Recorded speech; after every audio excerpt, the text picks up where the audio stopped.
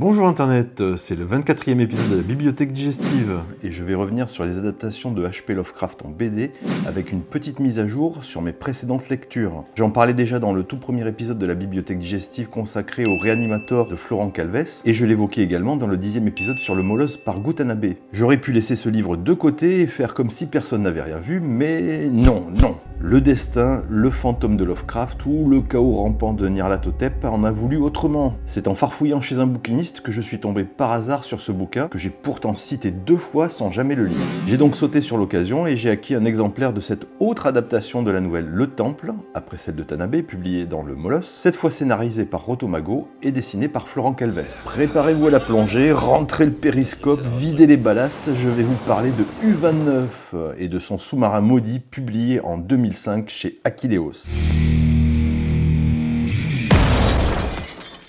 Avec cet album, Florent Calvès signait là sa première adaptation de Lovecraft, 3 ans avant son Réanimator sorti en 2008 chez Delcourt, et dans un style totalement différent, et c'était également son premier album édité. Ici, son style se rapproche de la ligne claire franco-belge tout en étant très réaliste et documenté, avec beaucoup de détails portés aux équipements du sous-marin, aux uniformes de l'équipage. Les personnages sont nombreux mais restent tous identifiables.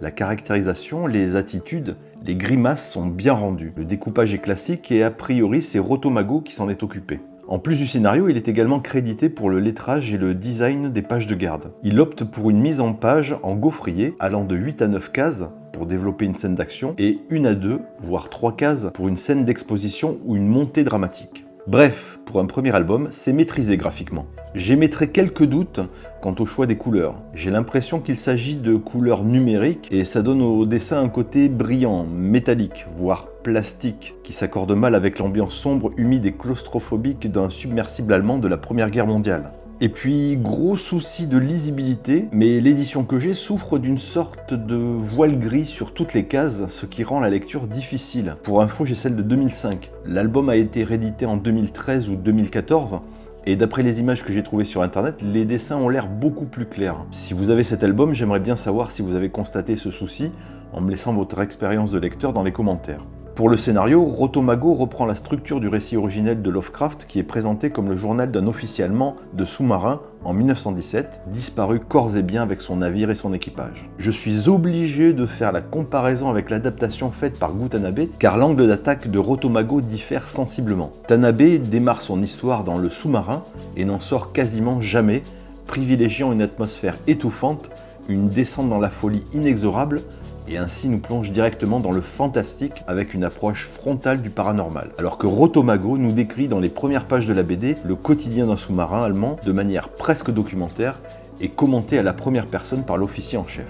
La folie contagieuse qui gagne l'équipage après la découverte d'un corps accroché sur le pont du navire se fait beaucoup plus progressivement. Et le ton aristocratique et froid de l'officier qui tente d'analyser la situation afin de trouver une raison logique aux événements retarde cette confrontation avec le fantastique. Mais ça ne l'empêche pas d'y plonger d'un coup dans les dernières pages. Ah, et en ce qui concerne Rotomago lui-même, en fait, j'ai eu beau chercher, je n'ai rien trouvé sur cet auteur. À part que U-29 est son premier album de BD scénarisé, mais ce n'est pas sa dernière incursion dans l'univers Lovecraftien, puisqu'en 2007, il sort la BD Nyarlathotep, dessinée par Julien Noirel, que je n'ai pas lu. Sinon, Rotomago est probablement un homme, et c'est probablement un pseudo. Le nom Rotomago vient d'un personnage de magicien qui apparaît entre la fin du XVIIIe et du XIXe siècle dans un spectacle d'ombre chinoise et dans un roman. C'est aussi le titre d'un roman photo sorti en 1977 dont l'auteur s'appelle Alain Bogaerts. Ou alors peut-être qu'il s'agit en réalité d'un écrivain du nom de Mathieu Mével qui a rédigé plusieurs articles sur la bande dessinée pour le site associatif Unidivers sous le pseudonyme de Rotomago. Je vous laisse explorer ce petit mystère, ce petit rabbit hole, et si vous avez des indices, glissez-les dans les commentaires sous cette vidéo. Voici donc l'édition originale de cette BD, 46 pages, avec en plus un cahier éditorial de 7 pages, une sorte de postface revenant sur des auteurs et des œuvres qui ont servi d'inspiration à Lovecraft pour son voyage cauchemardesque au fond des océans. Format album classique, couverture glacée. Le seul bémol pour cette édition, je le répète, c'est le contraste des dessins et de la couverture qui est beaucoup trop sombre. C'est tout de même un album solide qui ne souffre pas de la comparaison avec la version de Gutanabe, car chaque bouquin propose une saveur et une vision unique.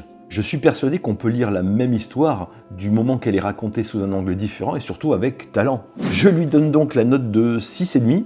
Ça aurait pu être 7 si ce de voile gris sur les dessins ne gâchait pas ma lecture. Et voilà, c'est reparti pour une nouvelle année de la bibliothèque digestive. Je ne vous dis rien sur le prochain épisode qui sera complètement différent et tout aussi intéressant, enfin j'espère. Entre-temps, je vais essayer de vous sortir la version intégrale de la rétrospective Barry Windsor Smith, mais je préfère ne rien promettre, ça évitera les déceptions. Si vous aimez ce contenu, mettez un pouce, un commentaire, abonnez-vous et partagez cette vidéo, cela me motive et ça aide beaucoup à faire connaître la chaîne. Je remercie vivement tous les nouveaux abonnés et tous ceux qui likent mes vidéos. On se retrouve très bientôt, ciao Internet!